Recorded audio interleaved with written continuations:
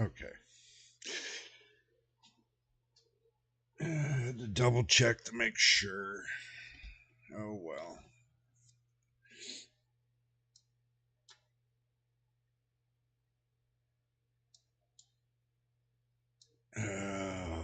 Now we get to start all over again. Oh my God. YouTube. YouTube.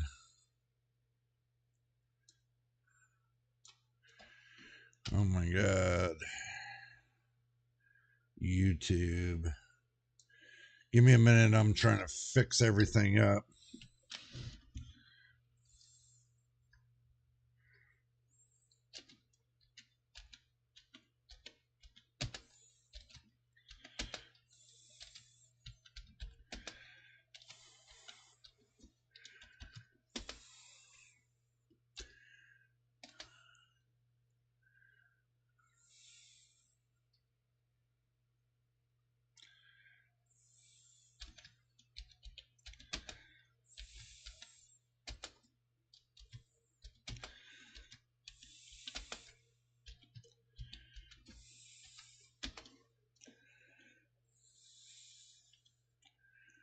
Yeah. Month of April done. Nope. Let's see. Recording date 13th. I had to fix everything up. My God. Okay, so. Alrighty. There we go. We had fixed things up. Oh, YouTube. Why do you keep screwing me so badly? There's my excitement for today. This is always an exciting day when it comes to PC talks and everything else. Okay. Now, we're going to get into this. One reason why I'm saying we're going to get into this, because we're going to get into it.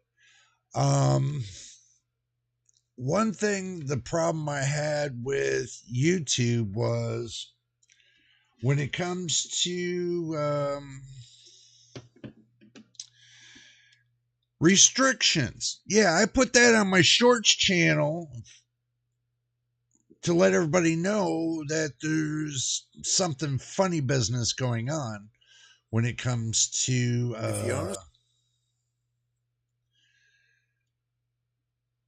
YouTube and their little endeavors.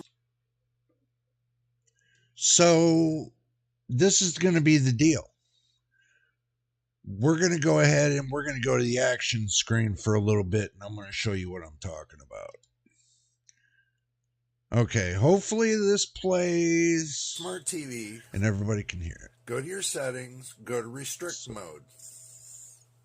for YouTube and turn off the restriction mode. This says this helps hide potential mature videos. No filter is 100% accurate. This setting only applies to this app for this device. Okay, now the reason why I'm telling you this is this.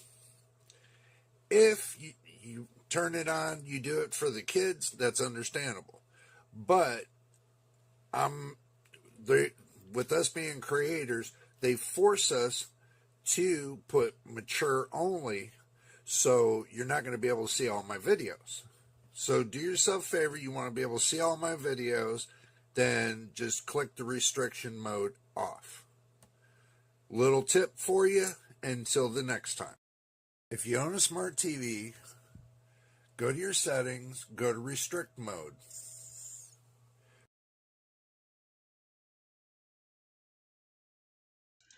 Okay, so this was the deal. With restrictions that they put on your account for like your maturity and stuff, you know, stuff that they put in there for like if you don't want your kids to watch videos and stuff like that. You know, the bad ones, the bad ones, the ones where they're really using heavy profanity. I mean, heavy profanity, showing explicit stuff and everything else. I can understand putting that filter on. But what YouTube doesn't understand is, ooh, had a little hair there. What YouTube doesn't understand is by putting us under to where we have to choose that our videos are not suited for children under the age of 18.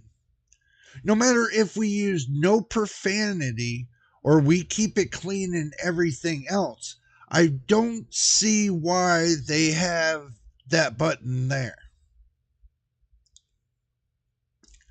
Because if they're going to restrict, and this is how I caught it, on my smart TV, okay, I caught it to where I wasn't seeing my videos. Half of my videos I wasn't seeing at all. I'd say about half. The whole month of April, my whole folder, I couldn't see anything in that folder. Videos that I watched from different creators, I couldn't see their videos neither. YouTube has the biggest problem in the world right now. Let me go ahead and switch back to the main screen. Let me get it back there. Oh, we did it again. My bad. I always forget to turn that off before I go to the action screen. Y'all are going to have to remind me on that. But I think this is what we're having a crisis when it comes to the videos that we're trying to upload for everybody to watch. Everybody's saying hashtags. But when you have that kind of restriction on your account, what is hashtags going to do with anything if they can't see the videos? If they're not able to view the videos? YouTube's got to do something and fix this, because there's a lot of creators wondering why they're losing views and people are not watching their videos. And it's not just me. This is all the creators of YouTube. All the creators of YouTube. Get on this. Get on this. Remind your subscribers, if they got that restriction of maturity set on, then what happens is YouTube's going to take your videos and they're going to hide them. It's basically like shadow banning your videos. So do that test on a smart TV and turn on the restriction and see if you see your videos. I know I only see a couple of my videos, but that's back longer than a year ago. So that tells you within a year's time, all those videos everybody can't see off of my channel and me not being able to get subscribers and everything else was for the simple fact of that restriction YouTube put on either smart TVs, PCs, mobile phones, or whatever device. They need to fix this. They need to put an extra box in there for the creators if well, they do that. If I looked at it right, let me get down to the lowdown with y'all. Okay, this has really got me upset about this.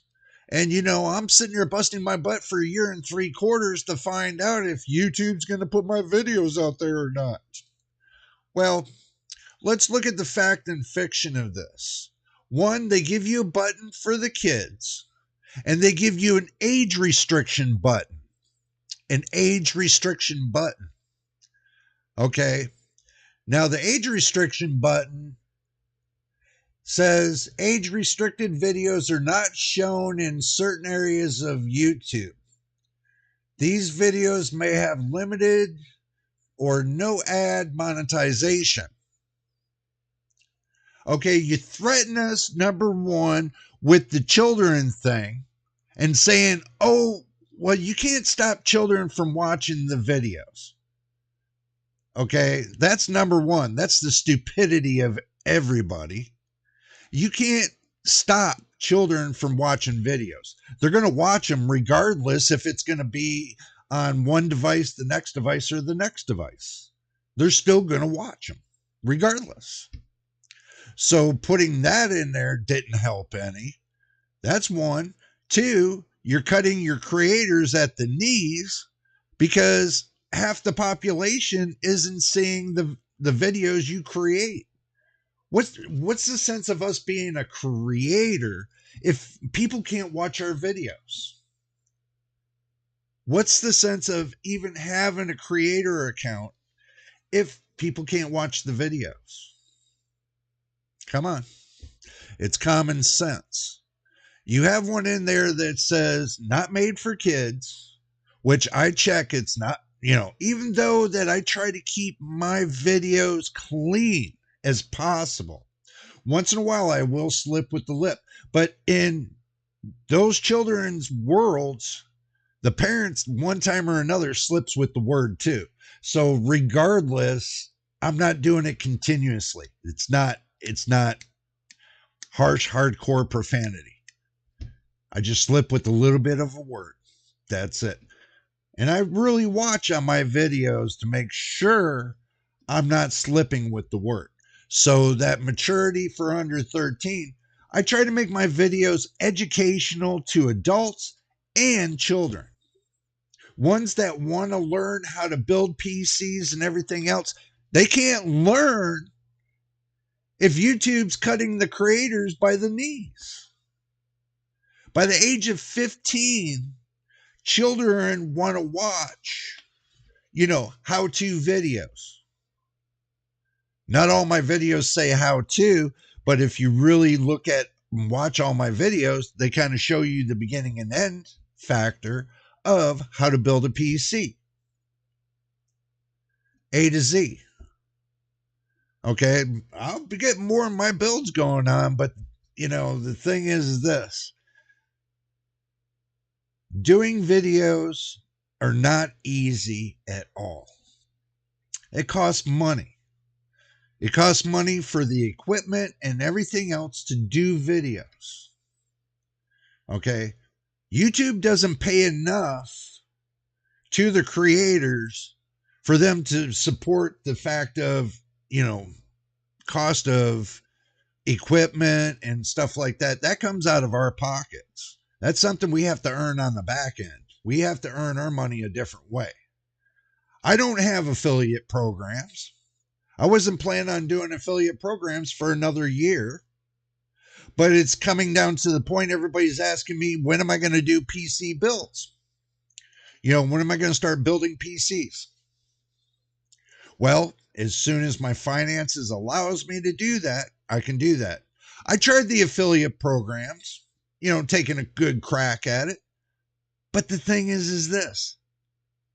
They want you to have a business license in order to do the affiliate programs. I don't have a business license. I'm a creator, but I don't have a business license. And I don't feel like paying the government out the yang to have a business license. I've had one before. I'm not going to have one now. It'd be nice, but it is what it is. Right now, I'm checking to make sure my stream's staying steady with everybody. I always do that. But my point is this. YouTube has did a very bad, and they did even one more bad. I had a stream set and ready for everybody to jump on. But guess what? YouTube wasn't showing my picture. Anything, it just showed me my thumbnail. So I had to take and stop that one and then turn around and start a whole new stream. And everybody's like, well, I set myself for the notifications of that stream. I apologize for that. I swear to God, that was all YouTube's hiccups. They hiccuped the fact of me trying to get my streams done. For me to link up with you guys. And, when it comes to the streaming, I think what I'm going to do is I'm going to come up with a better way of doing it. Instead of taking and notifying everybody I'm going to be doing a stream, I think what I'm going to do is I'll put, like, in the community chat, I'll put a notice, or on Discord, I'll put a notice that I'm going to be doing a stream on that day. Other than trying to set one up for a 24-hour notice and YouTube trying not to push it out there because of that stupid restriction, which I tried it on another device. It didn't show any of my videos.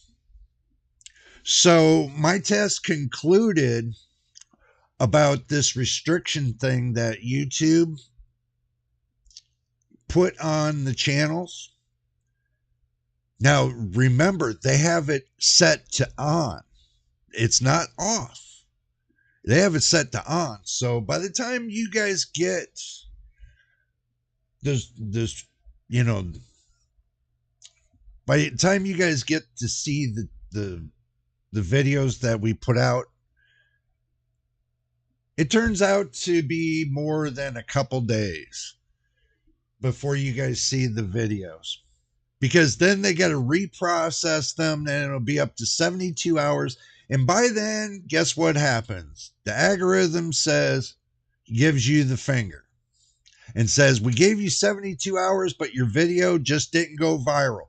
That's why, because you put restrictions on our videos and you didn't tell anybody. And I caught it, and I'm bringing it out today. And I'll make sure you all pass the word. You all pass the damn word and tell everybody. Make sure you look at your restrictions for your videos to what videos you want to watch and stuff like that. Hey, Machine, good to see you, man. Don't worry about it. It's all good. It is all good. So, it's just more stupid rules that YouTube keeps putting in place that people are just falling into. It's getting to the point where I'm hearing from, some subscribers, some friends of mine, and everything else, some colleagues I know, that they're saying like this.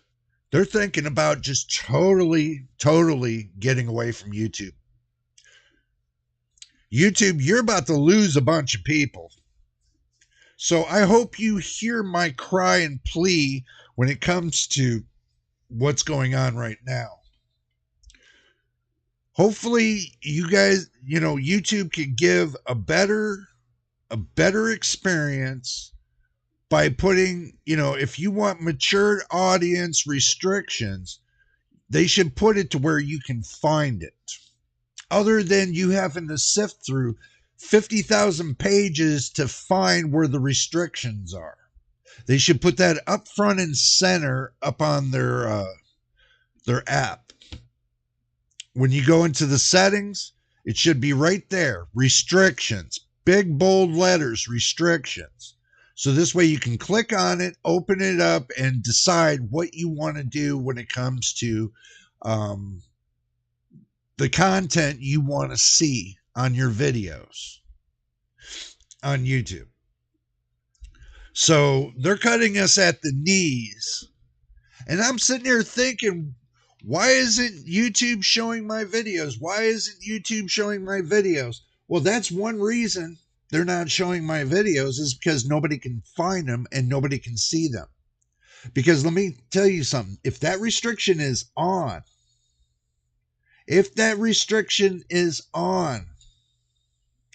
you will not be able to see my video at all and get so frustrated you'll click away from it.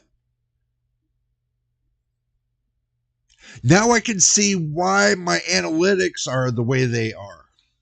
My analytics shows more people swiping away because they can't watch the frickin' video. YouTube's at fault for this. They need to hear my video. They need everybody to share this video, this live stream right now, and tell everybody what they're doing, the crooked crap they're doing right now. Yeah, what can they do? They can't do anything. They can't even get things straight on everybody's account. I mean, come on, guys. This is not hard. Ever since that COPA law came about, that's when they started putting restriction. And this is where everybody started losing viewers. It's because they couldn't figure out why they couldn't watch the videos. I got frustrated the other night trying to find where my videos were on my regular TV.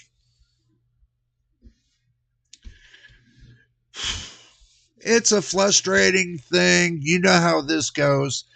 If somebody doesn't say something, it's going to go on and on and on and on. Yes, this is a rant. And if you want to stay for it, that's your problem.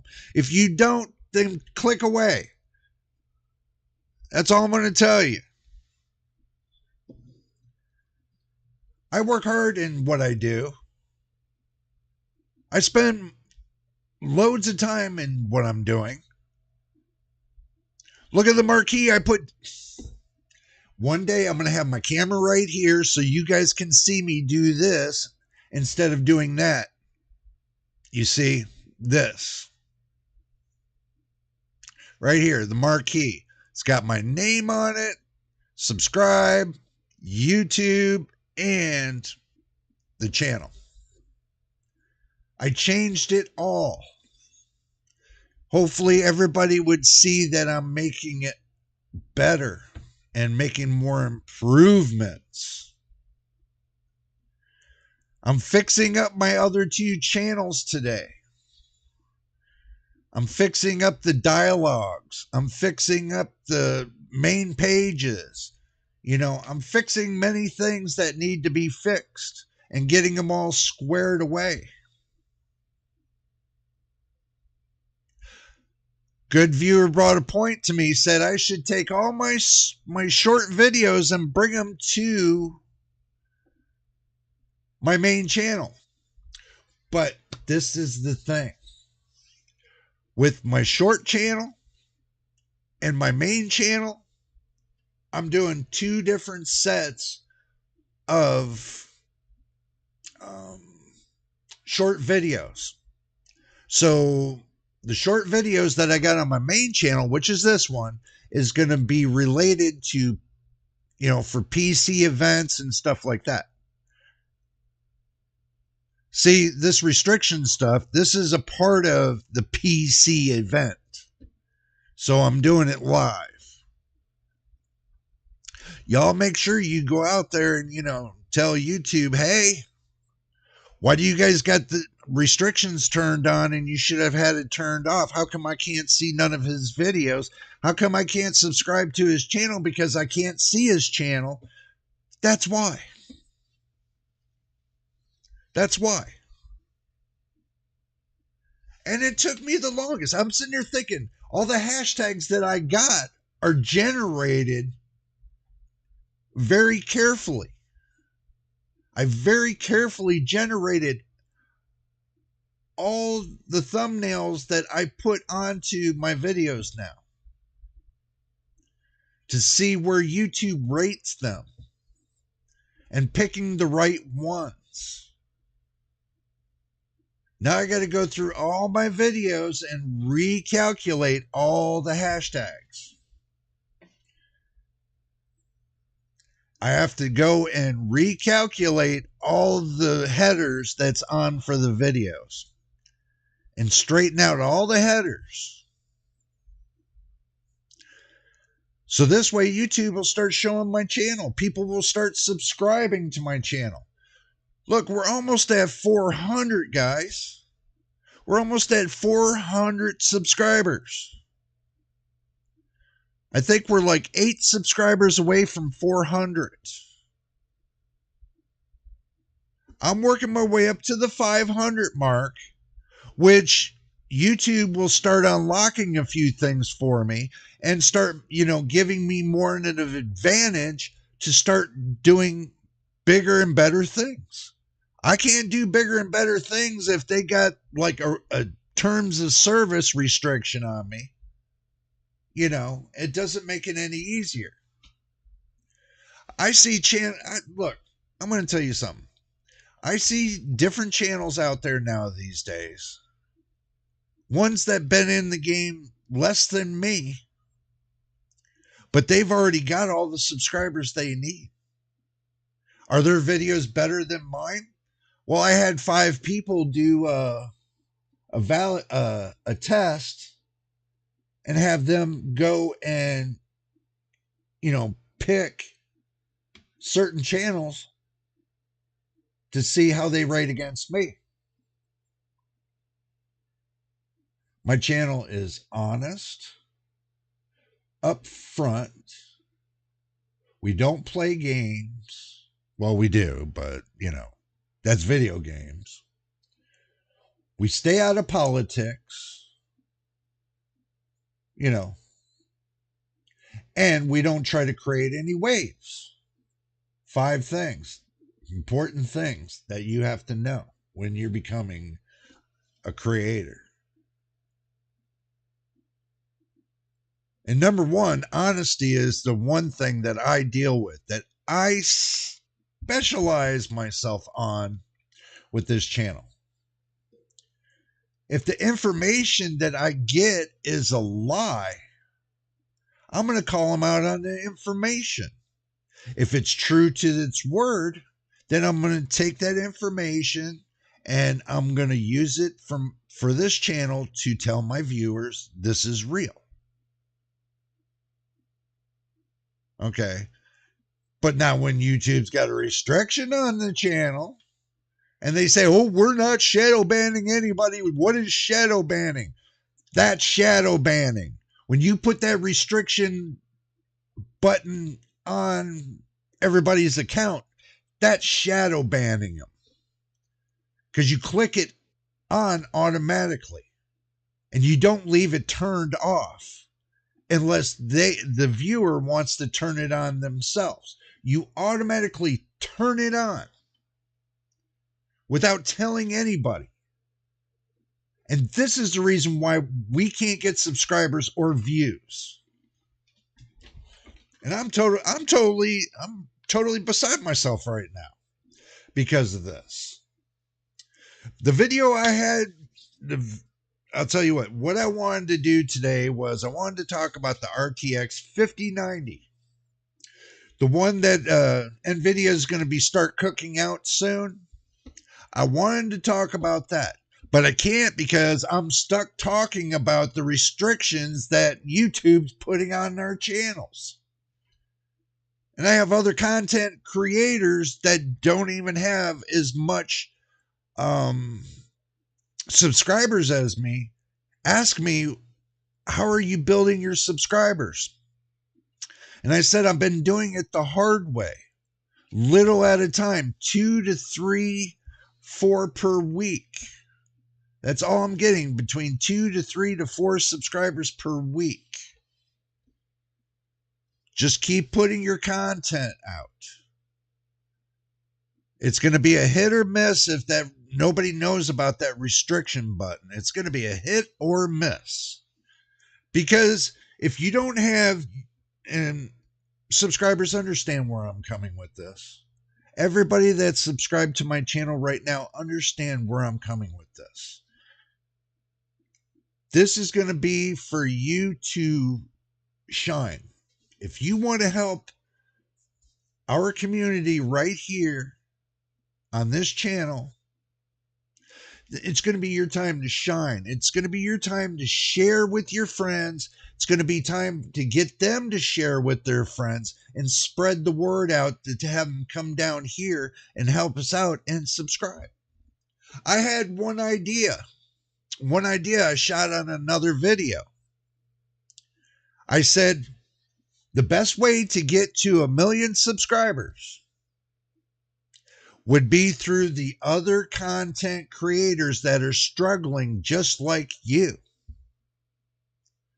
That all content creators, small channels, should band together and help each other out and make sure everybody's subscribed to everybody, and make sure everybody's watching these small channels videos to help them get to the point of monetization.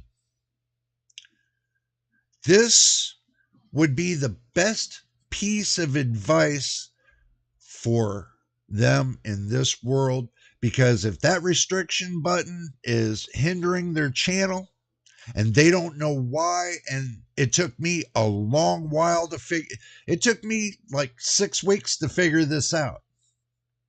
Going through all the settings and everything else of all devices that I have. The one thing I missed on my smart TV was the restriction button. One thing that I missed. Now that I see my short videos on my mobile channel are being recommended on YouTube, but I see none from this channel. Do you see what I'm saying now? It's like the short videos, the short YouTube videos take precedence over my long-term videos. The ones that I create almost 600 videos on this channel. I have 122 over there on the short channel. This is the reason why I separated the two. I separated the two because I wanted to see what the hell was going on. What was YouTube's programming doing to my videos? Why isn't my main channel getting out there? So I did a test. And I started looking through, and I started going back and forth, back and forth, back and forth, back and forth, until I figured out what they did. Y'all wonder if they say there's no such thing as shadow banning. Yes, there is. Because they did a great job on mine, and I know all them small channels out there have got that same consistency, because now they're using that restriction button for their advantage. Now the bigger channels, I guarantee all the videos they've been putting out, I've been watching between one device, the next device, and the next device to see if their videos are going out cleanly. And guess what? They are on the bigger channels. So the smaller channels, the ones that create the videos, I was seeing like on one device, I was seeing, a small channel. On my other device, I didn't see it. On my other device, I didn't see it. It was just on my main channel. My other smaller accounts, I didn't see it. And I checked the restriction. So I had to turn the restriction off on my other two channels, on my other two devices. YouTube. You first mess up with the fact of I have over 62 subscribers on my shorts channel. And now you're just now responding to the fact of giving me my streaming that goes on that channel. Just now responded. And just now took action. It's frustrating, guys. Look, all I want to do is make videos and for everybody to be happy. I don't want to sit there and have this hoo-ha of a discussion because of what they're not doing and what they're doing. These companies should have their head pulled out of their butt, and they should be staying on top of the fact of don't let AI do everything when it comes to your software, because it's not doing everything. It's doing things that are wrong. So if you don't believe me and you want to test this theory, go to your smart TV, go to YouTube, go to your settings, go to restriction, go see if they're on.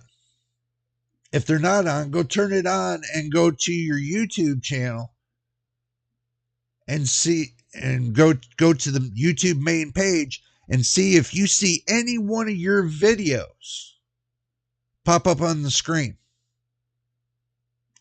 on your smart TV, just as a test. I'm saying this for a reason. I am saying this for a reason. I'm not saying this to blow smoke and spend 30 minutes with you all telling you all something that's smoke and mirrors. I'm not in the mood to tell somebody smoke and mirrors. I'm here to give you facts. Facts. This is a learning lesson.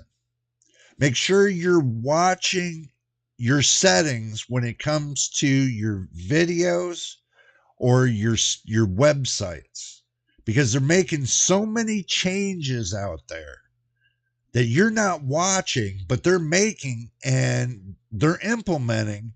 And guess what happens?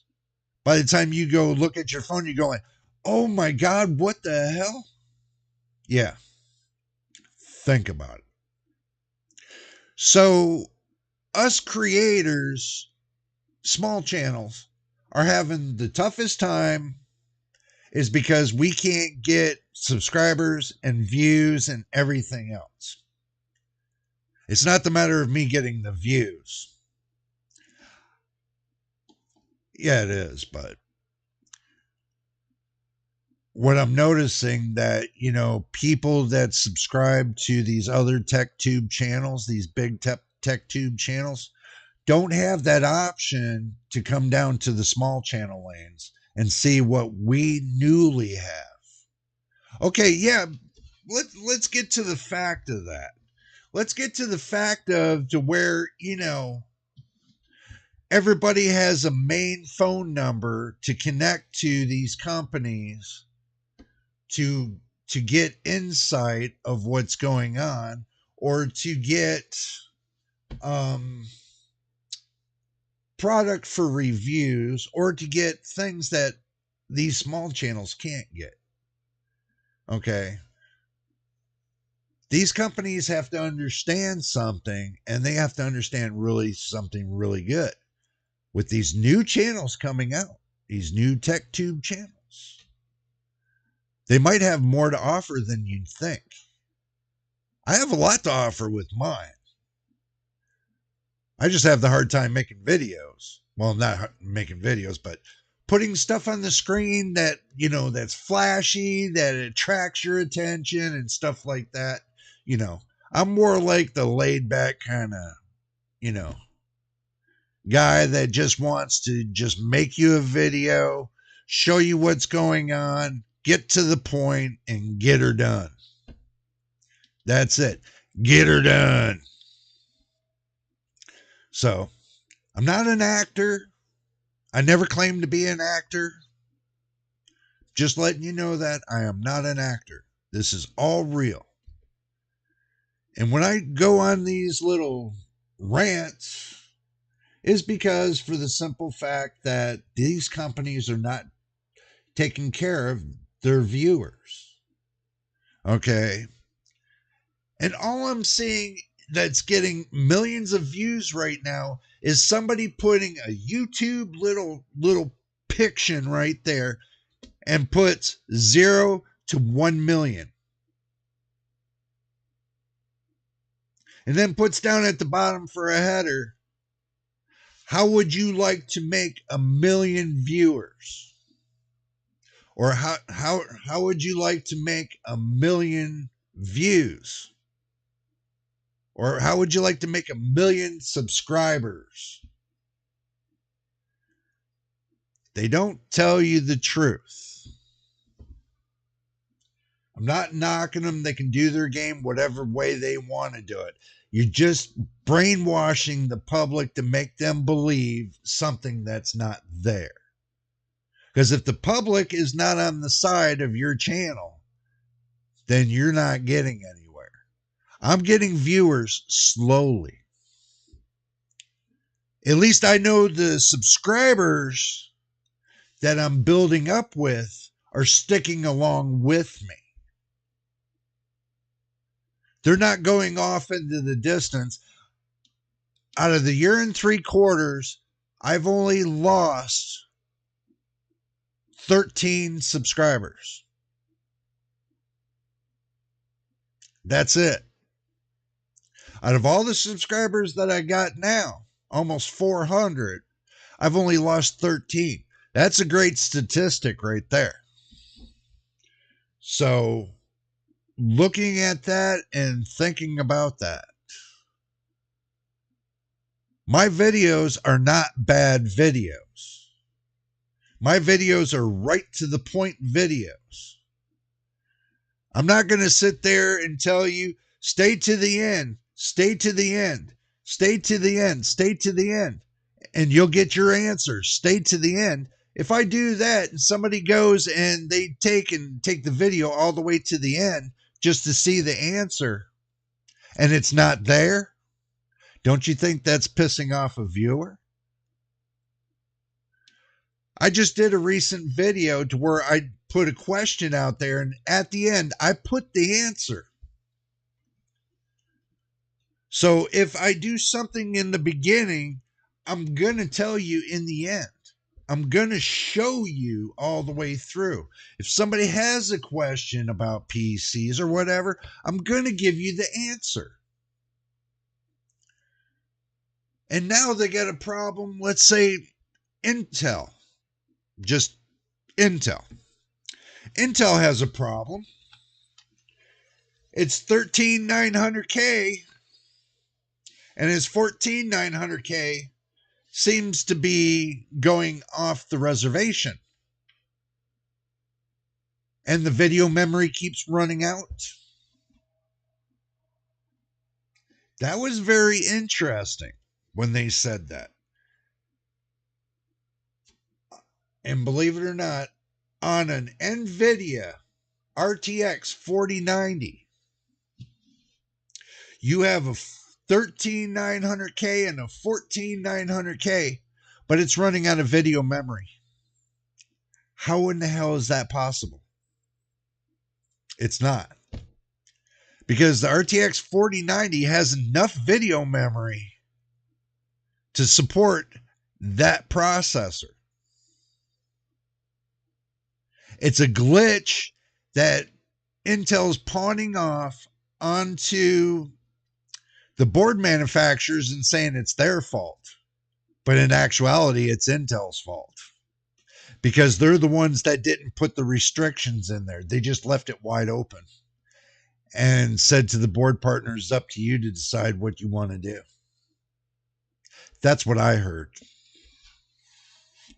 So that makes it an interesting story now, doesn't it? That somebody squeals on Intel and nobody talks about it. Just like the upcoming, was it AMD 8700F and the 8400F? The new processors that were supposed to go to China but now are going global. Nobody's talking about it. Why? Why isn't anybody talking about it? Why are these chips not being noticed? They're going to go global soon and nobody's really talking about it. I mean, giving the consumer any kind of idea about it. We're going to have some videos on it for sure. The RTX 5090. I haven't done enough videos on it yet. I'm gonna have some videos on that. There's so much information out there right now that nobody's putting it out there for the consumer to see. I just did Graphics Card Nightmare and showed everybody the prices for this month. Let's get on that. I want to talk about that a little bit too. I want to talk about that too, because that was really interesting to me. This is a random day. This is randomly the information I'm rambling out to you. You can take it however you want. But this is a random day. So basically, randomly, I'm putting the information out to you, and you can check up on it if you want, but it's out there. So take it with a grain of salt or take it with gold. That's up to you. All I could do is tell you about it and take you by the nose and show you where it's at, but I can't tell you, what for you to think about the information itself. I can't tell you, what to think about it. That's up to you to tell yourself to think about what you want to think about when it comes to the videos. So let's see if I got it. Yes. Okay. So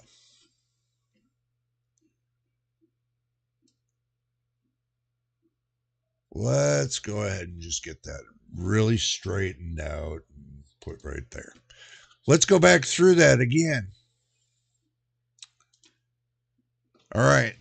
Now we're going to talk about it. The Radeon RTX 7900 XTX. I wanted to make sure we're on a clear side of what's going on. In February, I noticed it being the lowest card that's you can buy in PC Part Picker was $909 for the 7900 XTX. That was in February. I did the same test again in March, got the same result. I did the test in this month, April was yesterday, and I did with y'all online. So go watch that video. It's the episode 75. It'll walk you through what you need to see. So watch that video. So Radeon decided to drop $9 whole off of the 7900 XTX for this month. $9 whole. So with it going on a little bit of a down peak, and they dropped even if they drop like $1 or $2, that tells you which way it's going to swing. So hopefully with any new graphics cards that come out, these prices on these cards will start dropping a little bit. So they'll hit their low. I know they're only going to maybe take off maybe $100. The most they're ever going to take off a graphics card is about $100, 100. So going down on the down slope for that 100, who knows? Now the 7900 XT, I'm just going to bring this out, is flatlined. It is stagnant as all can be. Now, I know of a couple cards that ran like that, and I got one of them. So, 7900 GRE started out at $549. Yep, $549 when it went global. And then it went up in March to $559. So it went up $10. But then for this month, it came down from $559 to $541. So it dropped a little bit in price. So you only gain about maybe 1% to 2% of a lower price on this item right here. 1% to 2%. You're only gaining 1% off of the 7900 XTX. You're not getting no percent off of the 7900 XT. You're only getting like 1 or 2% off of the 7900 GRE. Now, with the Radeon RX 7800, it's basically the same thing. $1, maybe not even, it's not even moving the needle when it comes to the percentage. Basically, it's still sitting flatlined at the same price.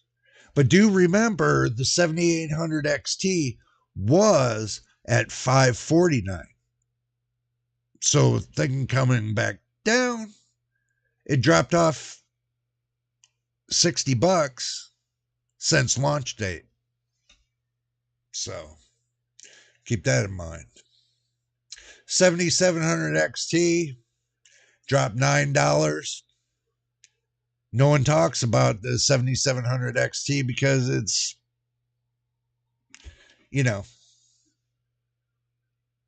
worth your time, maybe. Maybe not. Who knows? It could be. It could be a runner-up to the 7800 XT. And a lot of people are asking me, Jay, how come you don't talk about the 6000 series? Well, if you look at, and this is the thing, if I were to take and go look at the 6950 XT, and this is a good point, okay? Now, if I go to, let's say, one of the world's retailers online, Amazon, I always go to them because they always have the straight up prices. And I go to look for the 6950 XT. 6950 XT. Hit enter. This is why. I'll show you right here.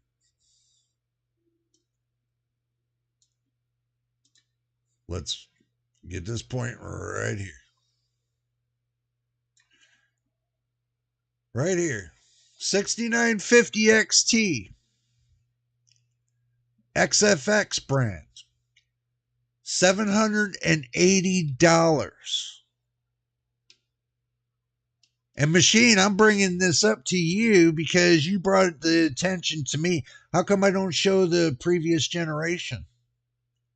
This is why I don't show the previous generation. Right here is more expensive than the 7900 XT. Right here, black and white, brother. It is $79 more than $79 more than the 7900 XT, which the 6950 sits in the category of right here, $490. The speed of the 7800 XT is the same speed of the 6950 XT. It's the same. It's just a bit of 10. It's about 7% faster than the RTX 4070. But look at the price. This is the reason why I don't show last gen. Is because of that price. You know, I mean,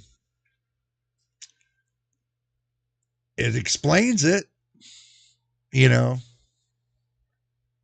Oh, you want to see the price on the 6800? Okay, we'll do that. We will do that. One that's just as fast as the 7800 XT. So,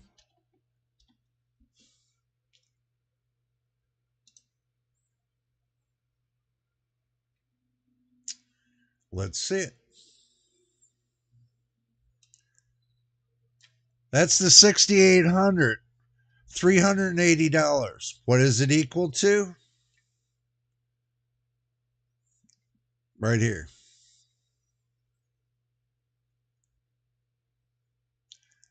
The 7700's faster than the 6800. No, I know. I know you're saying no XT. This is right here. No X. Well, let me make the cursor bigger so you can see it. I forgot to make a big booty cursor. I forgot the big old booty cursor again.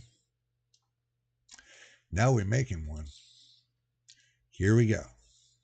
There. Right there for you. Right here for you. Simple. It's not an XT. It's a 6800 core. It's $380. And the 6800 sits right here between the 77 and the 78. So you think the performance is there? No. Performance is right here between the 77 and 76. 7600 XT and the 7700 right here for $379. It's not a bad price, yes, but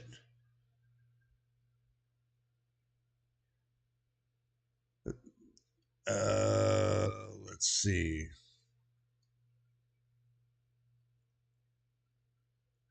For $444.71 for a 6800 XT used. Okay. 6800 XT, $444.71. What is it equal to? The 7800 XT, which is at $490. Let's get a calculator out. Let me show you a little bit of what's cooking here. Okay, so we're taking the $490 that we got right there. We're saying $490. We're minusing it from a used, semi-used price of $444.71. So $45.29 between, and I want you to see this. I know it's not the 6800, but it is the 6800 XT. Here, let me pull this out more. Ugh.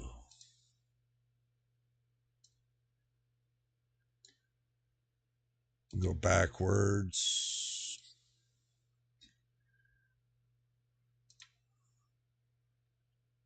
Right here. 6800 XT. $444.70, let's say $445. A $45 difference.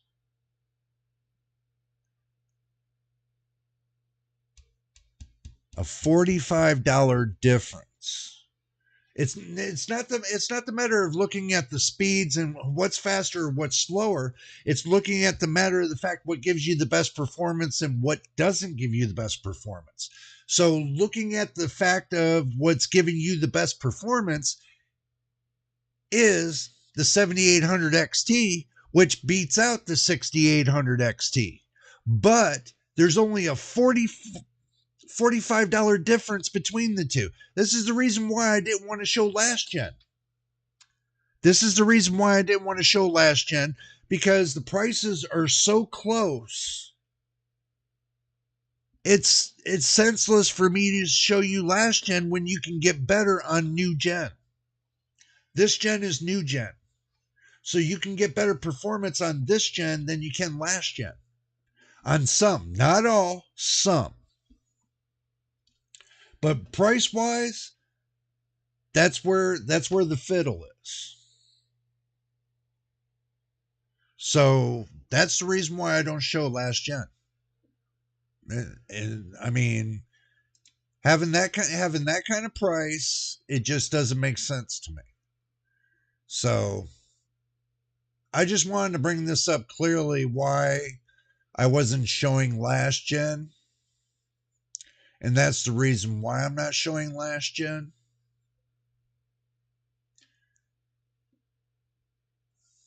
Ooh.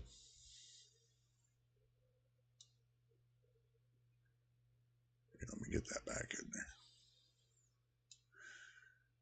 That's the reason why. I mean, even if I go right here to the 4090,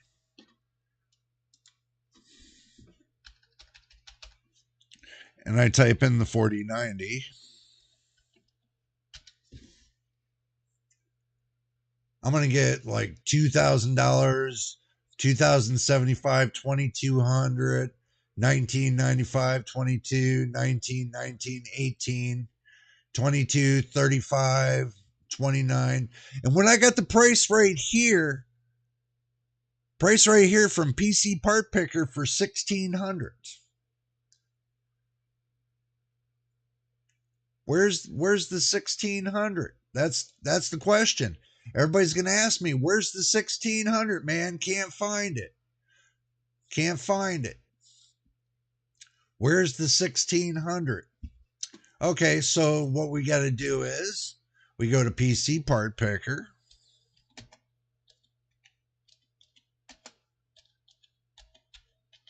And we'll find out where it is. So we'll do this. We'll go here, hit builder. Then we'll go down to video card. And then what we'll do is we will do the RTX 4090.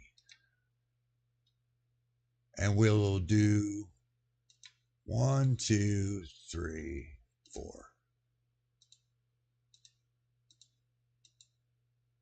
Okay. So now, everybody wonders where the price is. We're going to find it.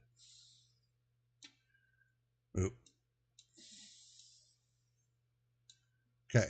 So we're going lowest to highest. Look, right here. It even started to go back up again. Right here, it started to go back up again. We found it yesterday.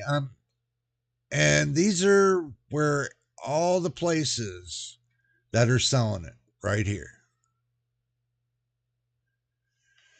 Those are all the places that are selling it, but it was at $1,600. So obviously the price has gone back up in one day. One day. That's all it took. One day for the price to go back up again. So we hit Amazon. Let's see what Amazon's hitting on us. Okay, 4090. Nothing available for this because they can't sell you what they don't have. They don't have it. $17.99. So if they can't sell it here, then we go to Newegg. I do this every day, all the time, 7 days a week. Looking for prices best suited for people.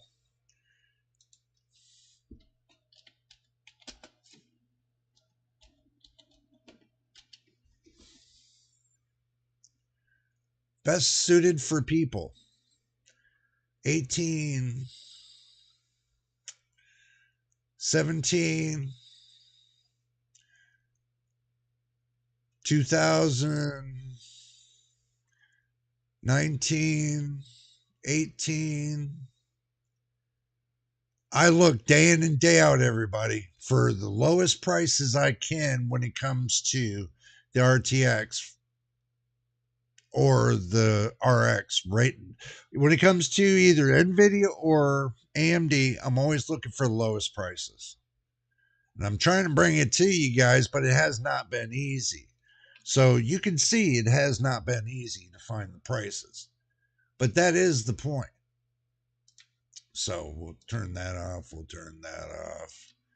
We'll turn that off. We'll turn that off.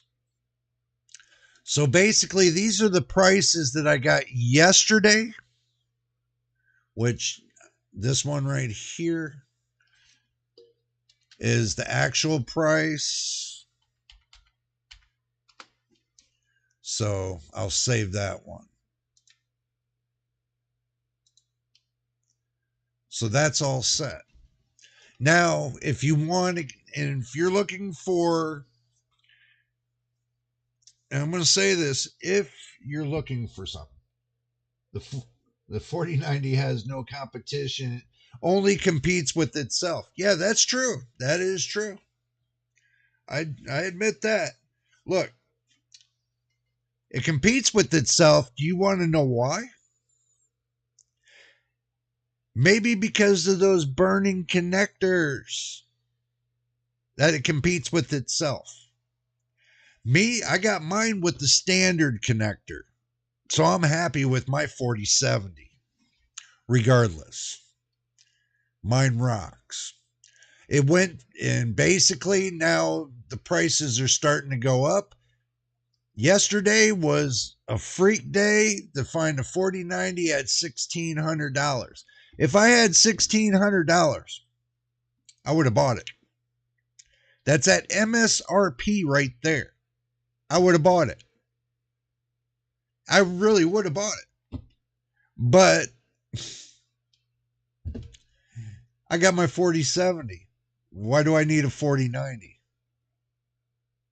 It doesn't make sense. You'll say, well, because you're a YouTube tech channel. Yeah, I am a YouTube tech channel, and I'm going to stay, being able to afford a YouTube tech channel other than spending out money that was not warranted. That turn around, it's going to wind up having that card within probably 6 weeks, maybe less, in the shop because the connector burned off. I'm not dealing with that. If those companies want to send me a free one, they can send it right to my house. But spend 16, 17, I'm not feeling that. I'm sorry, I am not feeling that right now. And I'm not even going to recommend to somebody to buy one of those because of the problems. The solution, get a 4070. That's the solution. That's the only graphics card on NVIDIA's roster that has an 8-pin connector. Ooh. It's the only graphics card on the RTX 40 series that has an 8-pin connector. So, that's what makes it so special, is because they gave it a standard 8-pin connector. Hasn't burned up yet. I know. I'm watching it right from here, day in and day out, putting it through hell and back. It still keeps coming back for more and more and more. Never artifacts, nothing. Perfect. Maybe Gigabyte will give you one someday. Man, I wouldn't even ask Gigabyte for something. A lot, and no, not when you gotta play like the board game Clue. You gotta have a clue every time you put one of their items together. No, I don't need no. The clue is not to buy them. That's the clue. Until they can show me something different about their hardware, I'm still going to stick to my guns. Until Gigabyte can show me something different about their hardware, I'm not going to purchase anything from them. Because of this fact. Because a lot of people are having a lot of problems with their equipment, but they're not listening. They want the good side to come out, then they need to fix the bad side first.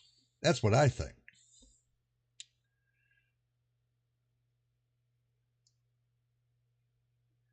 I know you did. I know you had to throw that one in there just to see if you can get a rise out of me. Well, you get a rise out of me about that. But like I said, with Gigabyte having their problems, and now MSI coming up with their problems too, and everybody's sitting there saying, well, NVIDIA's prices. Every company's got their faults. Are you going to keep holding it over their head for another year or so about their prices? Inflation. Okay. Look. Readjustment. Inflation is up. I'm going to explain that to you. Inflation is higher than it's ever been. And you got the government getting ready to do a digital dollar and get rid of paper dollar. There's a lot of really bad things going on in this world, and that's one of them. So worrying about what NVIDIA is doing with their prices is like the lowest on the pole at this point. And if you're going to cry about NVIDIA's prices, then go buy AMD. And then you're going to be crying about their software. I got plenty of AMD over here. And I have the same issues everybody else has. I can't even overclock the 7800 XT right here. Here, let me rattle and roll this. Right here, the 7800 XT, which I do have. Get it? I do have. And it has its issues. And I'm sure I'll talk with Power Color when I get a chance. So, been having a 4090 since launch. Not one connector problem. It's user error. Could be. Could be that they're overclocking it. It could be that they're pulling more than the power recommended for that GPU on those power connectors. Could be that they're trying to get the max out of it, playing their game, and then 10, 15 minutes later, boom, it catches fire. Even Gamers Nexus did a video on that. Didn't take too long by putting stress on the GPU for it to catch fire. I already know that. Is that user error? Yes. But if you're not overclocking it and it's just running normally and you have it plugged in normally, no, that is equipment error. Some people don't know how to use their equipment. Some people do. Some people don't know how to plug them in all the way. Some people don't. It all depends. User error, 504. User error, yeah, I can see that. But not for over 1,000 or two GPUs or more. What's that one guy's thing that fix channel that's on YouTube for different hardware and stuff? He's had in his hand over the past year, maybe 10 to 12 to 15,000 4090s in for repair when it comes to that connector. So you're telling me that many people are that damn stupid in how to plug in their connector? I can say 1 in a million, yes, but I can't say that much in a million, no. That's common sense. You might have gotten a good batch, but what I think is that NVIDIA had a bad batch. They did not want to take and recycle them and start again, and then it cost them more money. They just decided to push the batch out there, which could be 100,000 of them, or 50,000, or 20, or 30, or 40, how many thousand in a batch, and pay for the consequences later. Some companies do that. They don't want to lose money on the front end, so they push it off onto the back end. That's business. That's how they operate business now these days. They push out the crap to the consumer and let the consumer take the fall, and then everybody says it's the consumer's fault. Really? I don't know how many times I've heard that.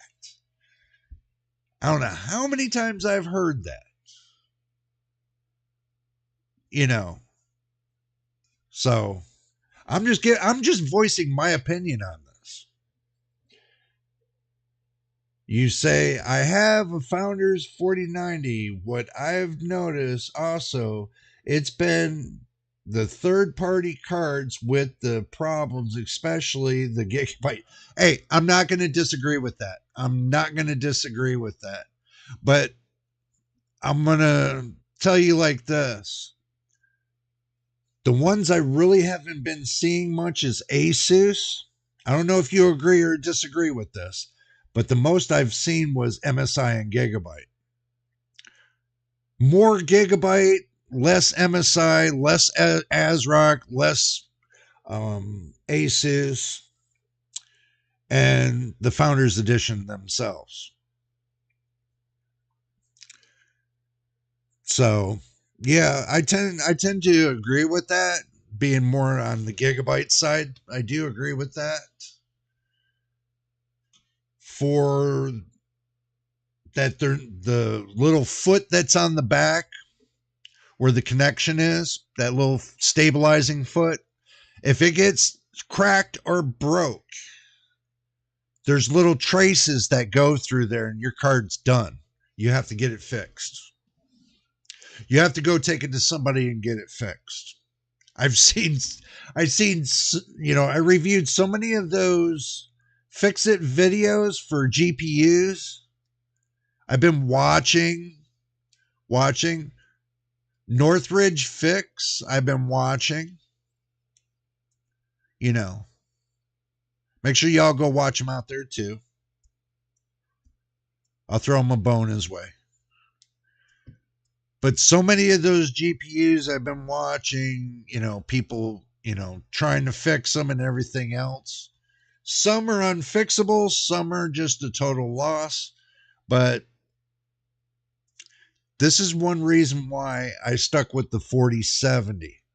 One, it has an 8-pin proprietary connector, like you would use on the 6000 series for AMD, or you would use on the 30 series for NVIDIA. Has the same 8-pin connector. Has one of them. I pushed this card to its 200 watt max. not including what's on the motherboard. But I pushed that card that I got right here. Right here. If y'all can't see it, I'll bring it up to you. Right here.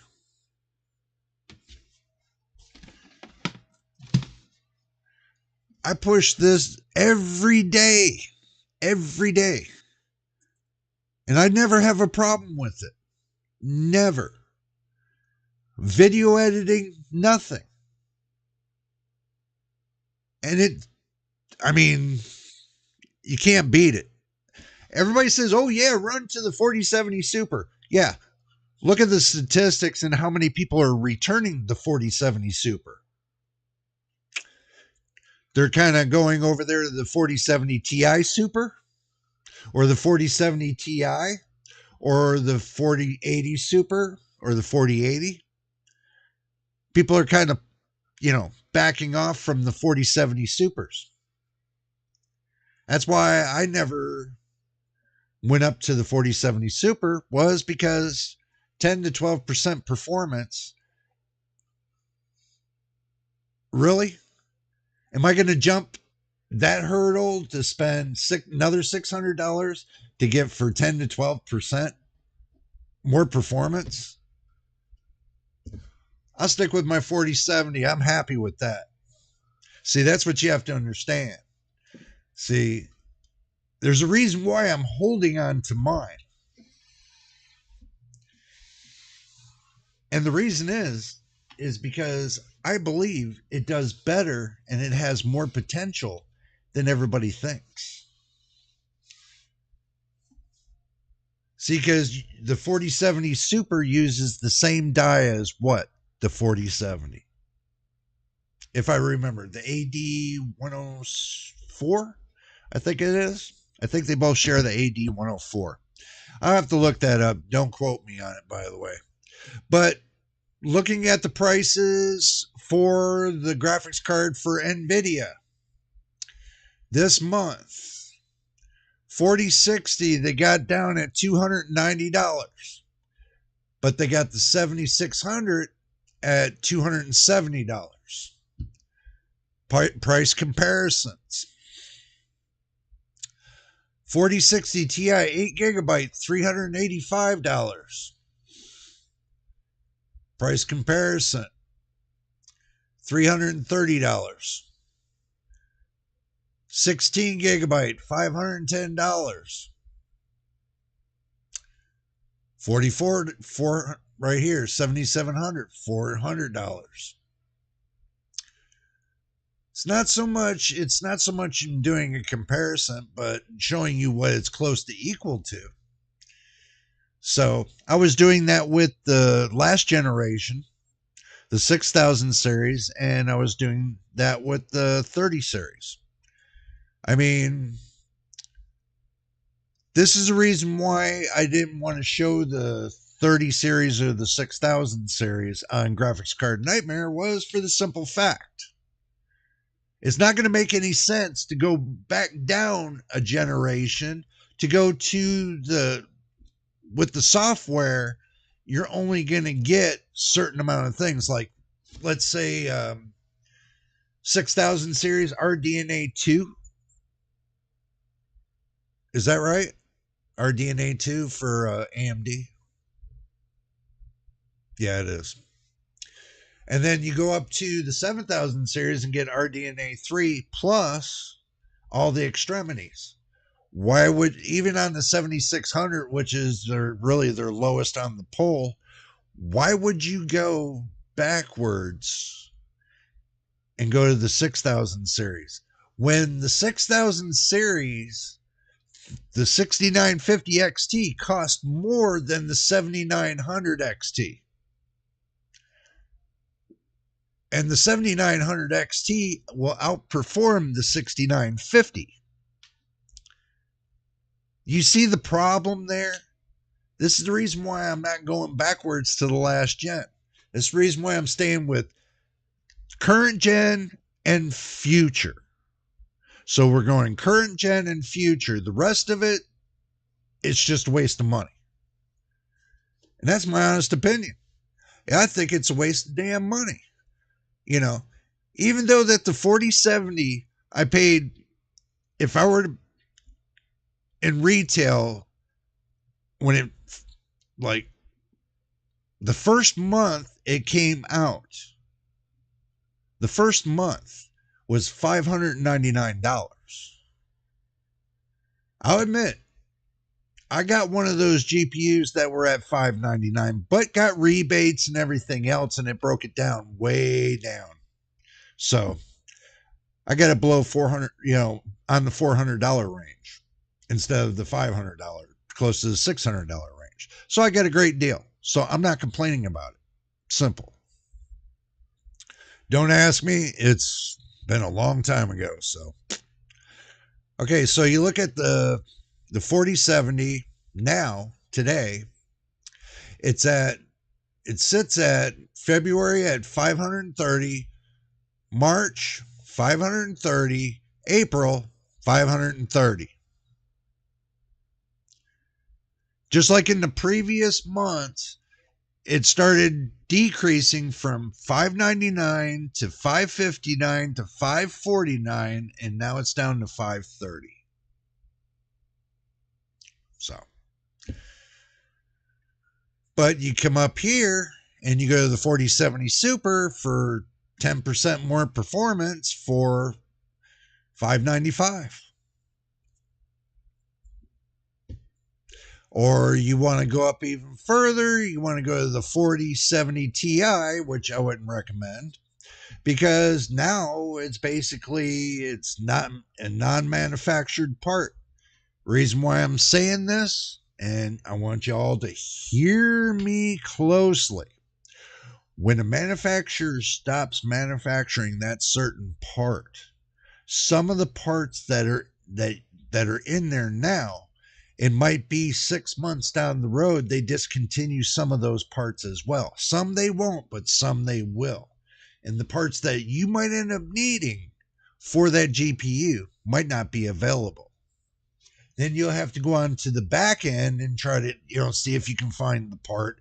I know a lot of people are fighting to find parts. They're even going to the junkyard to get parts. The waste disposal place, then go get parts. So it's crazy. It's been one of those moments I've been hearing a lot of people about, talking about it. And it's just, if you're going to buy a card, make sure that it's going to stay in existence for at least 5 years. For at least 5 years. I took a good guess on the 4070 because it did not go out of production. Not yet, but it did not drop out of production. Why? They dropped the 4080 out of production. They dropped the 4070 Ti out of production. Why? Because they weren't selling. That's why. So they dropped them out of production to move them up. Some of them are on the same GPU dies, so they beef them up a little bit more than they made the super end of it. So that's the way I heard it. So y'all hear it a different way, let me know. Y'all can say whatever different way, But anyway, let's get on with this. Y'all seen the prices right here? I know y'all are tired of seeing the prices, so prices gone bye-bye. And look at that. Look at that right there. Got my face. So now with the thing to think about when it comes to buying a graphics card, I picked out the best graphics card I think for this generation for you all to see when I'm doing the pricing. I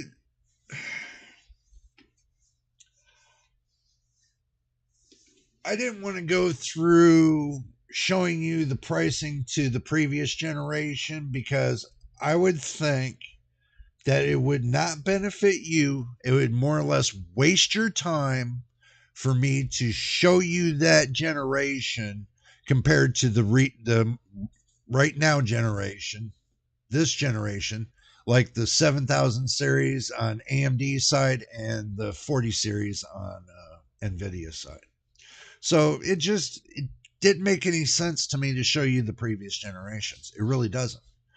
You want a path moving forward when it comes to building a PC. You first start at the most current generation, see the prices, see what kind of deals you can get it for, and then make your purchase.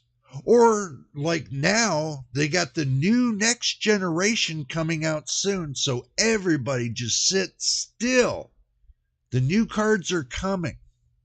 Pricing's not going to be like you expect it to be. I'm already hearing that too from friends that know friends that know friends. So, and what they're telling me, it's not what you think it's going to be for the next generation. They didn't say it to me in a negative kind of point of view for like the 5090, the 5080. They're on the fence right now about the 5070 if they're going to do a 5070 series. I know they're probably going to do the 5060 Ti and the 5060 series, but they might skip the 5070 and go down to the 5050 series. Who knows what they're going to plan? But what is on the docket right now is the 5090 and the 5080. For us to see low-end cards in the 50 series, it's going to take a while before we get there. So don't expect the cards that you think that you're going to be getting are going to be out right away. They might not be out until the middle of next year for the low-end cards. Because if you remember, NVIDIA says they're staying in between the mid-series and the high-end. And AMD said they're staying in between the low series and the mid-end. So where AMD and NVIDIA meet in the middle is in the intermediate end. That's where most of the focus is right now. And that's where most of the battling is right now. Going back and forth to see who has the best middle end card. Not high end, not low end, what's right in the middle. Everybody missed that point. I'm just saying it for what it is. Everybody missed the point. The middle end has been the battleground. And I'm going to state that. The middle end of, when it comes to your graphics card, has been your battleground between AMD and NVIDIA. And now, hopefully with Battlemage coming out, Intel puts their 2 cents in there and makes it happen. Intel's still got to put their hat in the ring. They haven't put their hat in the ring yet. So we don't know what Battlemage is going to do for Intel. We've seen leaks and stuff about it, but it doesn't explain a lot to what it's going to be doing.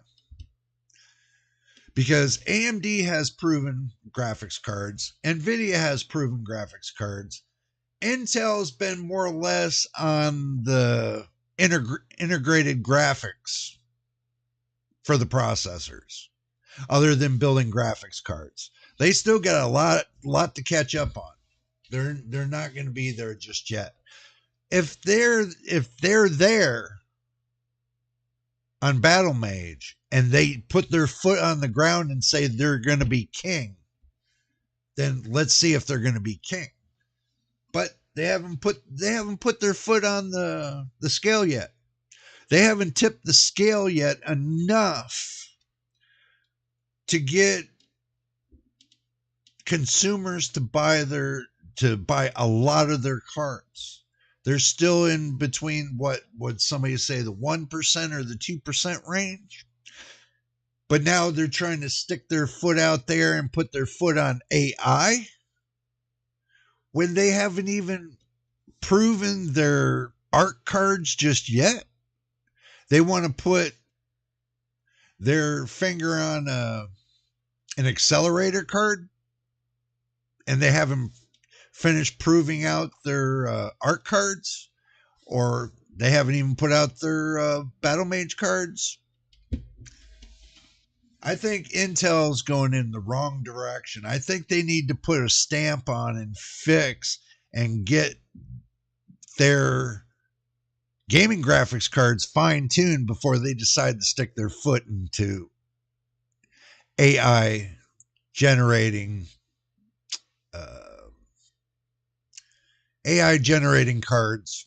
It's basically what they're going to be anyway. So it's not going to do us much any good to piss and moan about it. But I can tell you the way the consumers are going to look at, and NVIDIA has to understand that people are not going to put their thumbs on a $3,000 5090.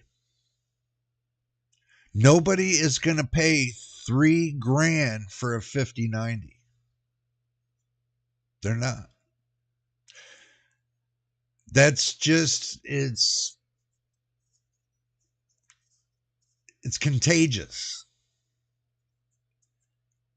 If you spend $3,000 on a graphics card, I mean, it better be made of gold. Because that's basically the price of what? $3,000. If you spend, you can get like 2 good PCs with $3,000. 2 good PCs with $3,000.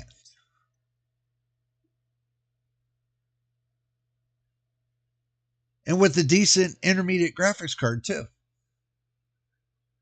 Look, my system's only $1,300, and it's nothing to brag about. Yeah, it's got an AM4 motherboard. It's got a 5700X. It's got the RTX 4070. It's got 64 gigs of RAM. It's got all the bells and whistles when it comes to RGB. You know, I mean, it's got a 750 watt power supply. You know, and it's got a great case. I mean, can't beat it. And I'm using a $100 camera, video cam, and a $40 mic. And each monitor is $100 each. So if you look at it, I spent less than $2,000 on my whole system. And that's with the keyboard, the mouse, that's with the monitors, and, you know, the little deckies and stuff like that. You know what I'm saying? So it's not hard to see what's happening right there. It's just, if I spend less than $2,000 for what I have right here, right now, and I'm only going to end up putting in $79 to get me a new gaming desktop and $109 to get a chair. I spent $50 in paint, and now I'm just going to spend like maybe $40 in lights and deco the walls. So that's still for the same price as a 5090. That's how much it costs to do my whole room. Ain't that some crap? One graphics card is worth the price of your whole gaming room. Unbelievable. Unbelievable. So, if you guys want to keep going with that, you know, if you want to get yourself a 5090, go right ahead. If you got that kind of cash, then, you know, that's up to you. But I don't see, you know, I heard that, you know, NVIDIA said they were going to do chiplet design in the beginning.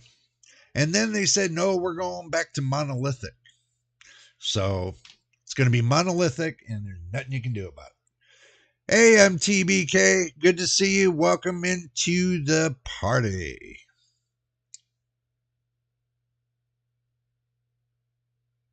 You finally made it in.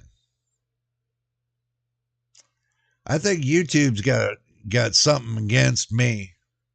And I ain't even do no wrong neither. No, they get that restriction thing that, restricts you from seeing somebody's videos. And they turned it on and it's on your account. Make sure you watch the beginning of the video. If you haven't seen what I was talking about right there, make sure you watch the beginning of the video up to now. Then you'll see where I'm coming with. I had a little bit of problem with YouTube getting my stream activated today.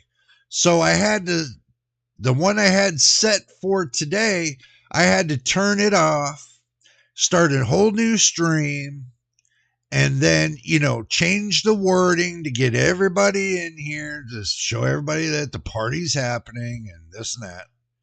So, yeah, it's been just one of those days. And I know it's not my internet. I've already checked that. It's not my PC. I know that for a fact because I've been doing it all this time and never had an issue. It's YouTube that has an issue right now. So hopefully that they get their heads out of their keister and they get me my mobile channel, get it live and get it all set and be done with it. Well, you think about it. If I doubt it, 504, I doubt it because for the simple fact that they had the MSRP on the 4090 at $1,600. So now, from what I'm hearing, that the 5090 is supposed to have a hell of a lot more performance than the 4090. Do you really think they're going to keep it between $1,600 and $1,800? Really? Supposed to have what, 34% more performance? What I've been hearing somewhere in there. I could be wrong. But it's just rumors and leaks right now. I know that. So I'm taking it with a grain of salt, but I'm just saying. Especially for the measure of the months that they had the 4090 at over $2,000. They've been pushing the 4090 over $2,000 for how many months now? Something to take in consideration. So looking at all that, maybe NVIDIA did something for a reason to see if they can keep the margin above $2,000 when it comes to a graphics card and see if people will buy them at that price. Maybe they did it for a test. Maybe this whole thing was academic and they did it for a test to see if people are going to buy it. You never know. It's happened before, long time ago, and it could happen again. Companies do things that, consumers don't see. You have to understand that. They do things on the back end that nobody sees. So I'm not knocking NVIDIA. I got their products and they're running great for me. But as far as when it comes to $1,600 or $1,800 for a 5090, I'm sure somebody that's in the chat right now is going to say it's going to be more than $1,800. And I'm sure they're going to agree with that, especially with it having over 34 some plus more performance than the 4090 itself. That's where the issue arises. So I'm sure you might be right. You might be right on your end. Believe it or not, maybe it will happen. Maybe NVIDIA might have a heart this time and say, okay, well, we're going to go round to 5090, give you 30 some more percent more performance, $1,600 MSRP. You know how many people would be running to stores to buy those at that point? Think about it. more performance for the same price, they're going to flock to the stores. But what if NVIDIA says, well, we can't afford to do that, so we have no other choice, no other alternative but to slap on another $1,000 to it. So taking the $1,600 to $2,600. What if they do that? Because the rise, now understand, the price of chips now these days are going up. They're having harder and harder time getting the silicon to build those chips. So they're coming up and they're doing R&D on different ways of newer style chips that don't require silicon anymore. They're working on that. That costs millions of dollars. Who's going to pay for that? The consumer. So when they build these new cards, they could have a different kind of could be a different kind of silicon, or it could be different kind of material that they're using for these chips that cost more money. So doing the R&D on it, what happens is it raises the price of the graphics card. So either way you look at it, they're not going to be at $1,600. Because they had to do a lot of R&D just to do the next generation, from what I'm hearing. So 1,800, yeah, that might be the minimal. But the reason why I'm saying that is because when they did the 4080 Super, they made it $200 less than the 4080. But still, it's only 1 to 2% more performance, the 4080 Super to the 4080. So they didn't give you anything. They just dropped off $200 and made it the price of the 7900 XTX. Because they're both equally into that same category until you hit ray tracing. And then once you hit ray tracing, then the 7900 XTX doesn't last long because it's more to rasterization than it is ray tracing. Everybody knows that rule, that old rule, that AMD is rasterization. They can never come up with the best way of doing ray tracing. We all know this. When it comes to NVIDIA, they are more ray tracing than they are rasterization. So they get more of the back end with the ray tracing with their graphics cards. Let's see. 4090 has a 50 to 60% uplift from the 3090. But yeah, you're comparing it to the 3090.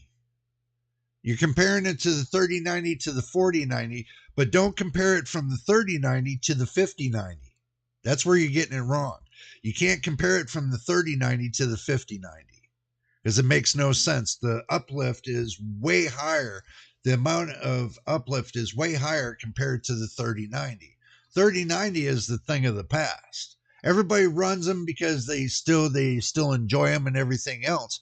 But people really want to run the 4090, or they want to run the 4080, or they want to run the 4070 Ti Super, or they want to run the 4080 Super. You know, they're not in the mood to run a 3090 because of the architecture of the software for that is dated compared to this generation.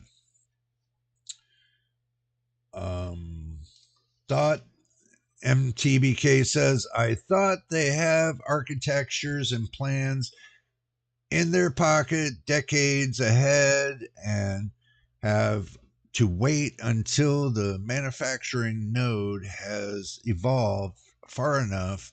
I guess I stay to small 107 chips, then 159 millimeter here.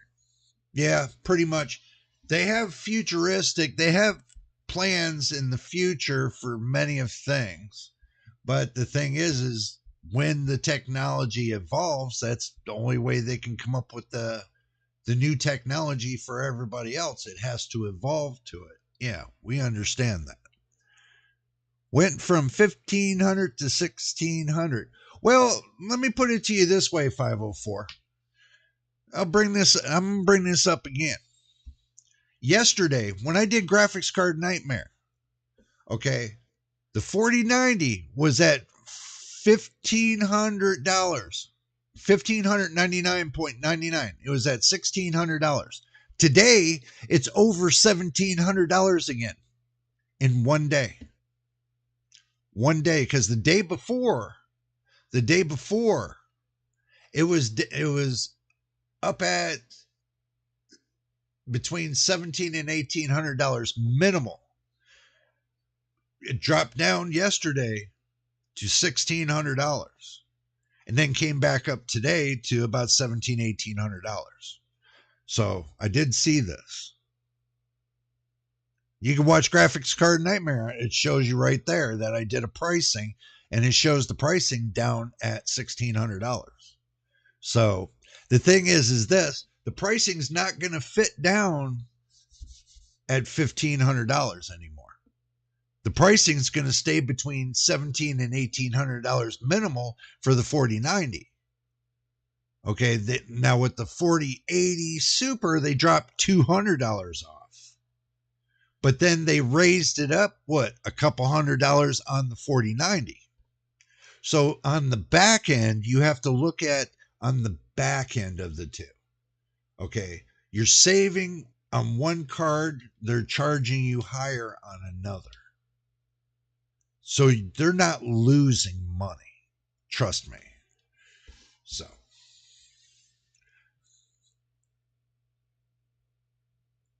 they're definitely not losing money.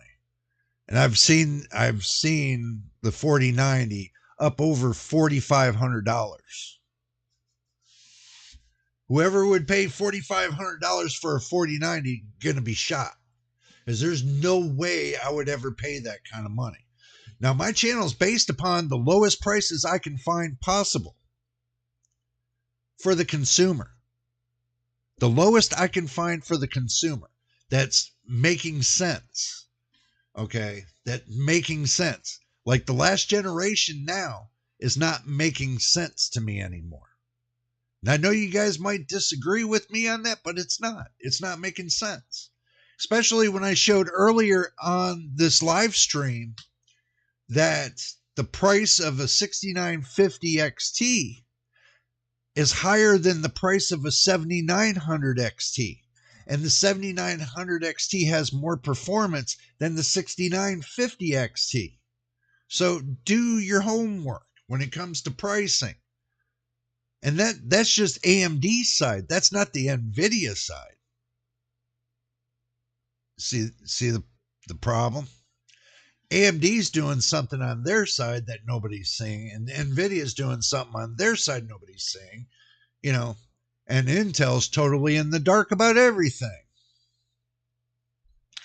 So, but I'm telling you what I know, what I see every day. I do this every day, 7 days a week.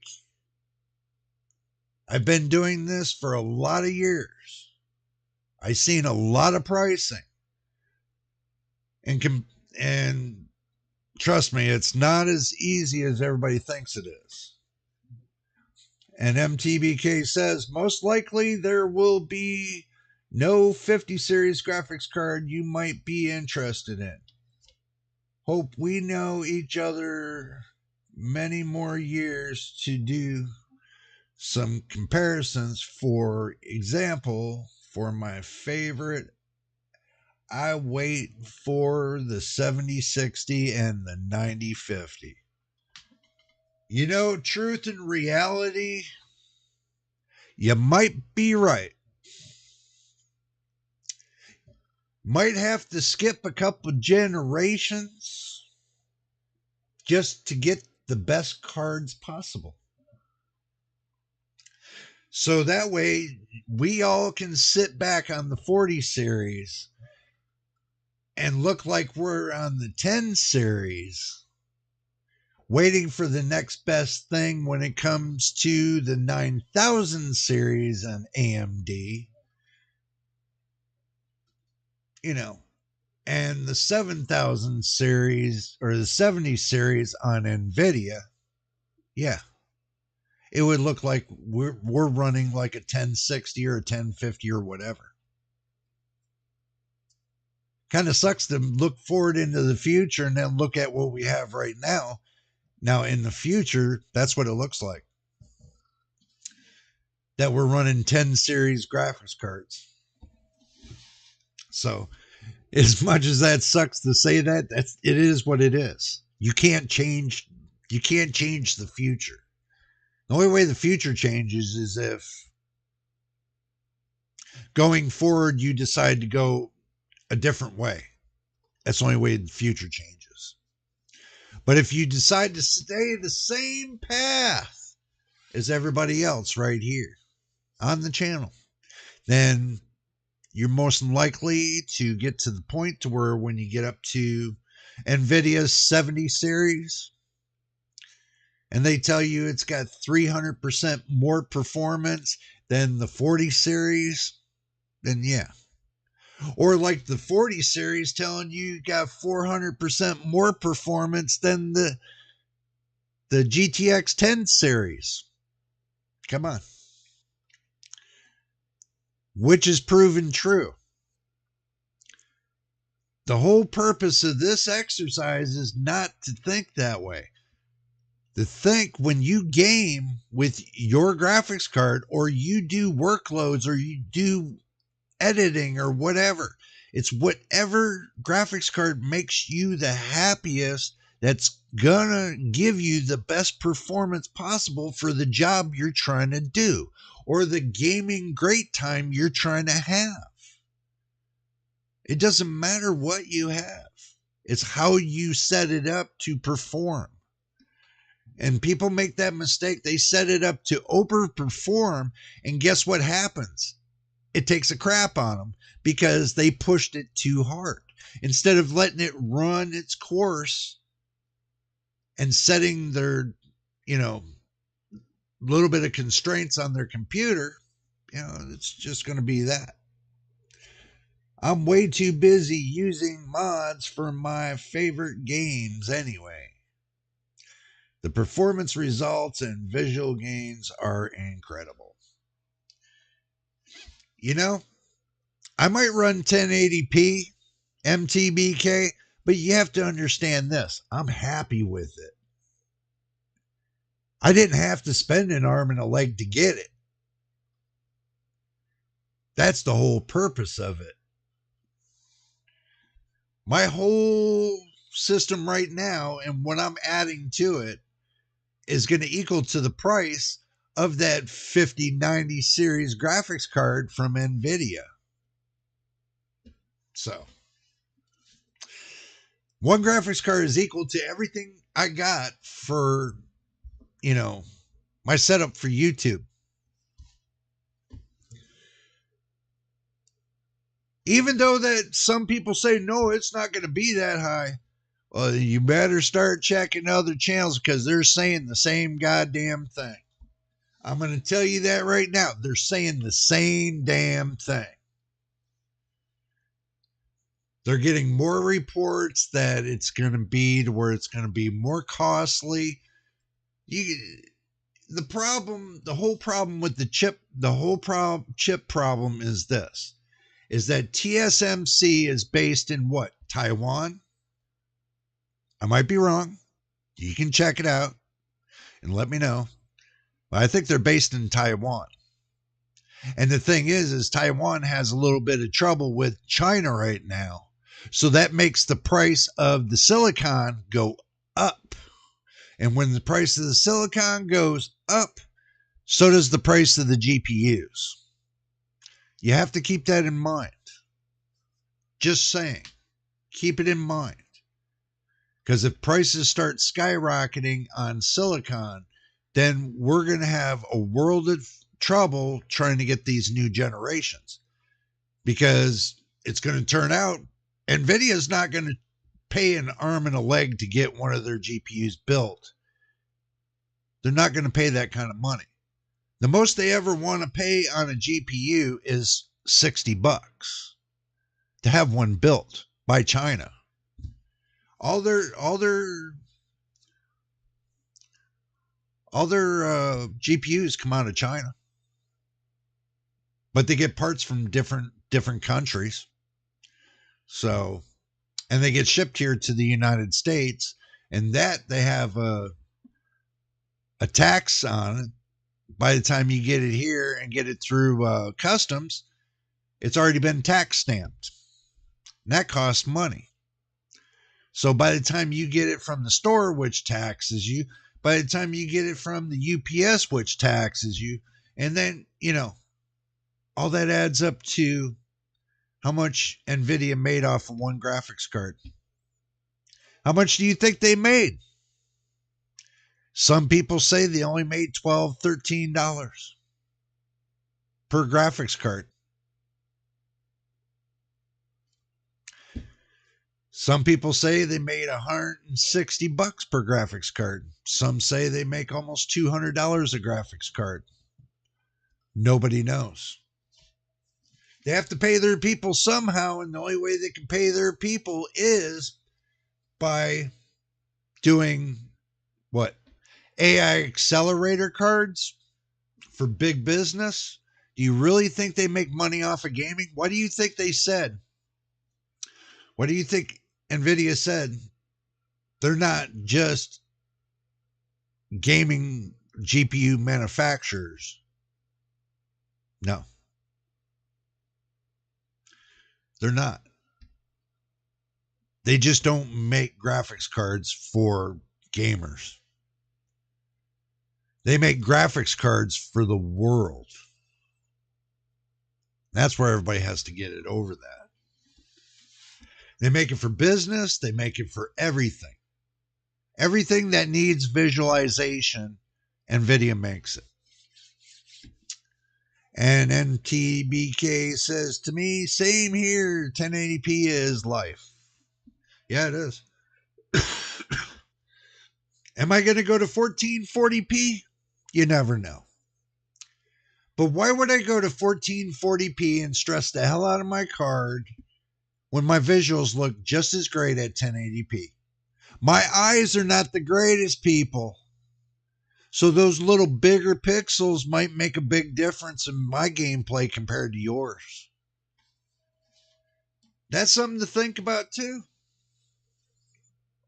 Some people love the tightness of the small pixels, but some people can't stand the small pixels, the small pixels. I've already tried it. I've already tried the fact of making forcing my GPU to make the pixels smaller on my 1080p monitor. I tried it.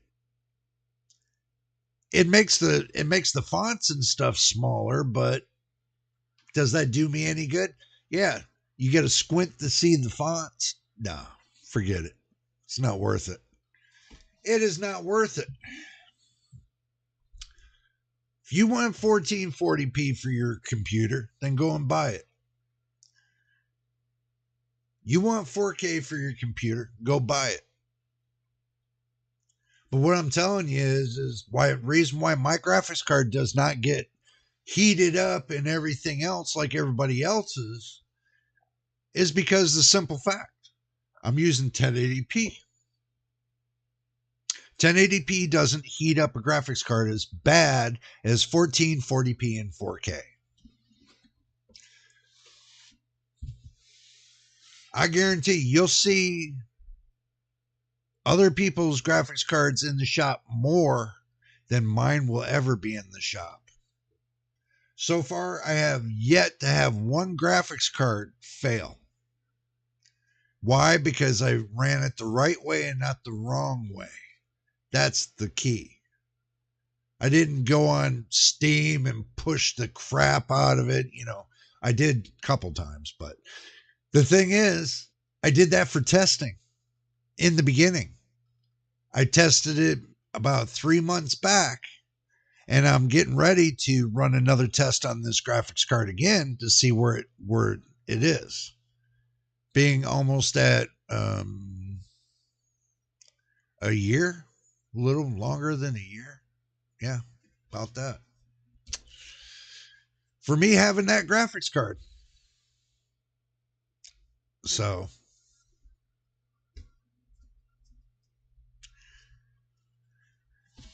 you guys, it's just a matter of using your head. That's all.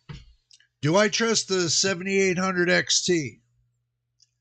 If I don't use the Adrenaline software and I use MSI Afterburner, since it's an OC model, this one here,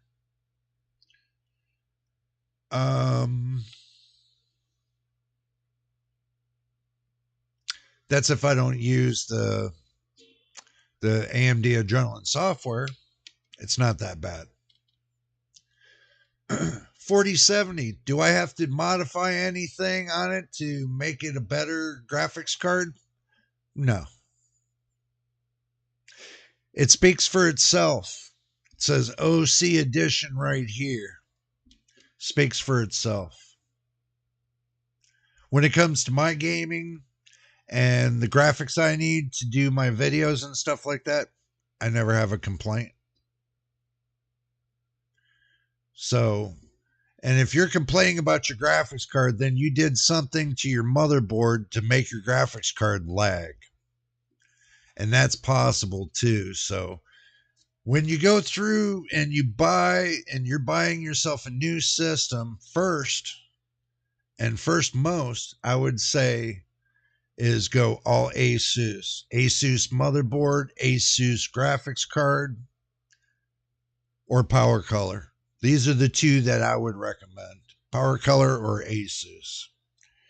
So, just trying to CPU encode some footage via AV1 file compression might take up to 25 days for 1 hour footage. 2 efficient cores are pegged at 100% load or usage all the time. Dude, for a 1 hour video, it takes me approximately, under heavy load, heavy load, an hour and 45 minutes max to take and all the stuff and to put all the stuff I put onto that video and combine it to 1080p takes an hour and 45 minutes at AV1 encoding.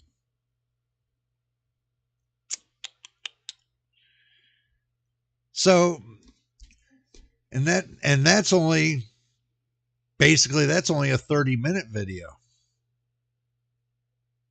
Just to say. So 25 days for 1 hour, then that means you're running 16K.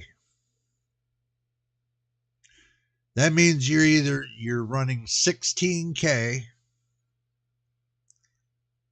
or something close to equivalent to 16K, bro.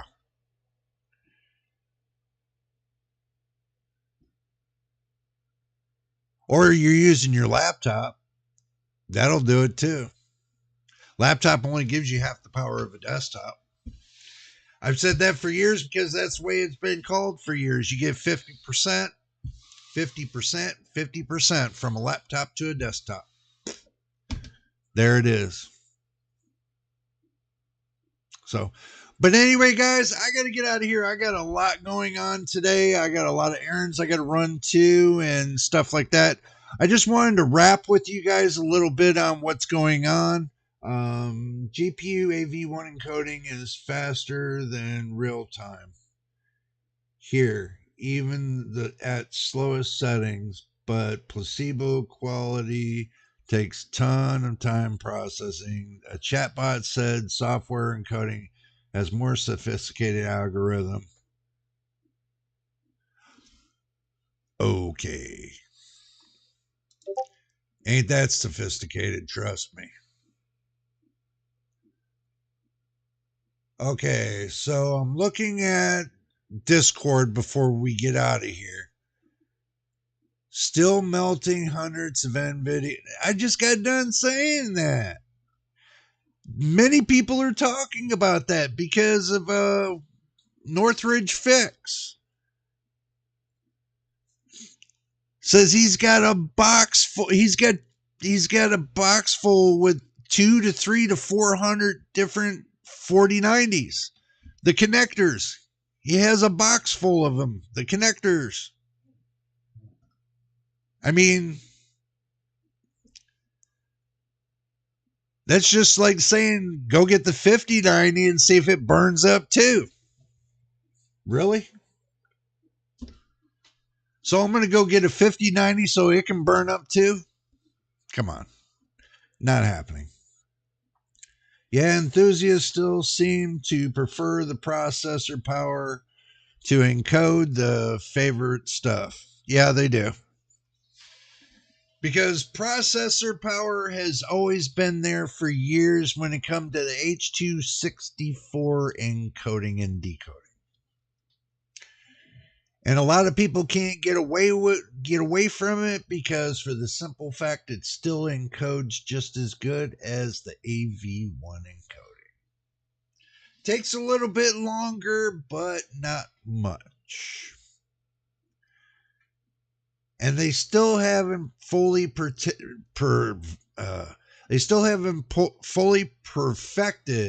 encoding. It's not fully been implemented. Because the one that has to do the implementing to AV1 encoding is, guess what? Microsoft. Microsoft hasn't done much to it yet. So don't think it's all there. You're only getting 50% of it. A lot of people have been talking about that too. They've been talking about it.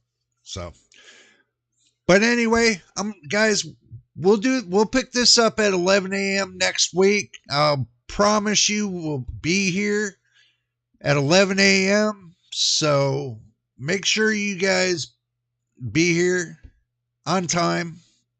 So that way we can get it cooking. We get more people out here and get things rolling. So, but I'm going to go ahead and call it quits right here until next week on that. But I got many more videos that will come out.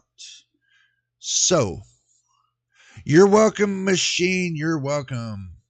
And MTBK says, with a dozen of extra parameters, H.264 gives stunningly great results. Yeah, it does. Good idea. Thanks for the live stream, Jay. You're welcome. You're welcome. You're welcome. Okay, this is the end of the stream for today. If this is your first time here, subscribe. Put a positive like on the stream or my videos.